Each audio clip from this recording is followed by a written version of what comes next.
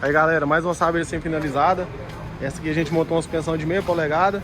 Fizemos um caixote para 8 baterias de 115 amperes.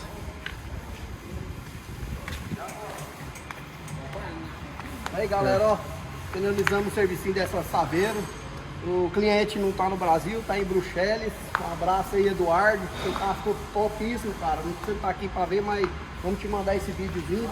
Tá aí o nosso combinado aí, 2 alternadores de 200, 2 compressor elétrico, buzina.